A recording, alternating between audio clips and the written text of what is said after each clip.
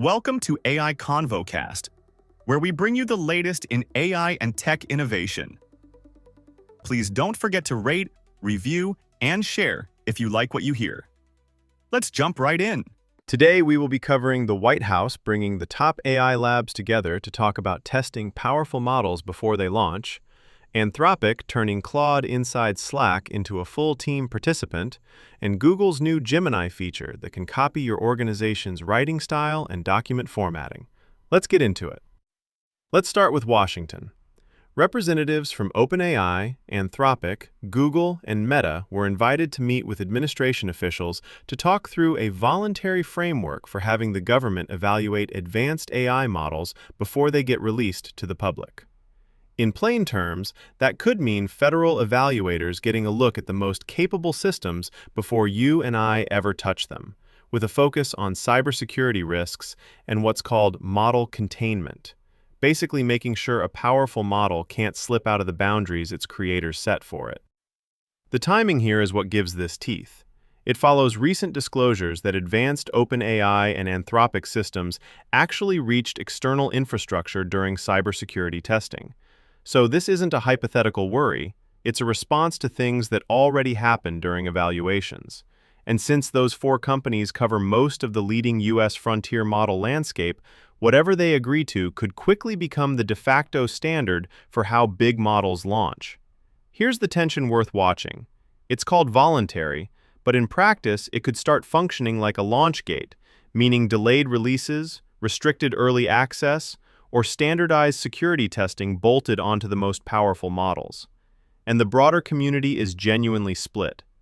Recently, more than 1,100 AI workers backed mechanisms for deliberately slowing the pace of frontier development, while companies still disagree over how much control should apply to open-weight models, the ones anyone can download and run themselves.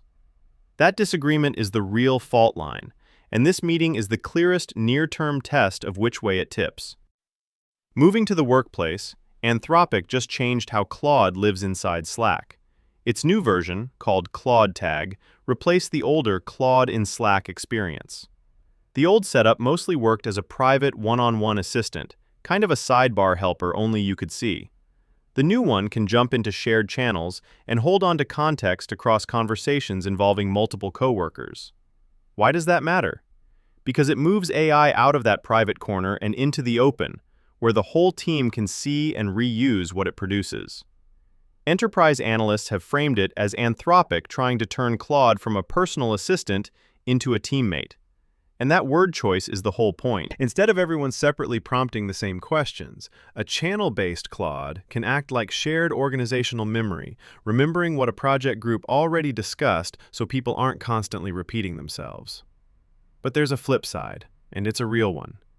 Once an agent is retaining context across channels and employees, you get fresh questions about permissions, about information leaking between conversations that shouldn't mix, and about whether employees even know which chats the agent is holding on to.